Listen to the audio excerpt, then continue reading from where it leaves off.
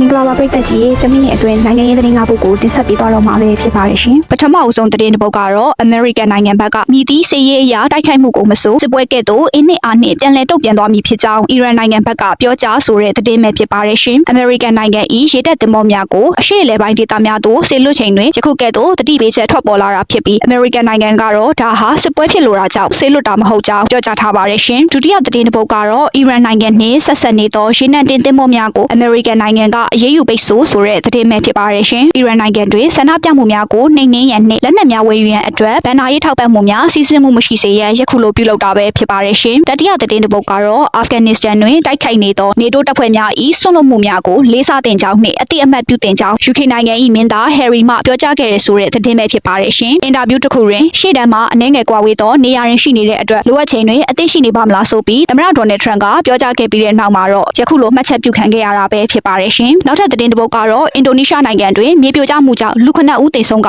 82ဦးပျောက်ဆုံးနေတဲ့ဆိုတဲ့သတင်းပဲဖြစ်ပါတယ်ရှင်။ကယ်ဆယ်ရေးအဖွဲ့များကတော့အန်ဒီရများတဲ့ကြားတွေကပဲဆက်လက်ရှာဖွေလျက်ရှိနေပါတယ်ရှင်။နောက်ဆုံးသတင်းတစ်ပုဒ်ကတော့ American နိုင်ငံနှင့်ပူးပေါင်းဆောင်ရွက်ရန်အတွက်၎င်းတို့နိုင်ငံအနေဖြင့်အလွန်ကိုမှခိုင်မာမှုရှိကြောင်းအီတလီဝန်ကြီးချုပ်ကပြောကြားဆိုတဲ့သတင်းပဲဖြစ်ပါတယ်ရှင်။ကမ္ဘာလုံးဆိုင်ရာဝေဖန်မှုများရှိနေတဲ့ကြားတွေကပဲနှစ်နိုင်ငံကြားတွင်ခိုင်မာသောဆက်ဆံရေးများရှိကြောင်းဖော်ပြလိုက်တာပဲဖြစ်ပါတယ်ရှင်။အဆုံးထိကြည့်ရှုပေးခဲ့တဲ့အတွက်ကျေးဇူးတင်ပါတယ်ရှင်။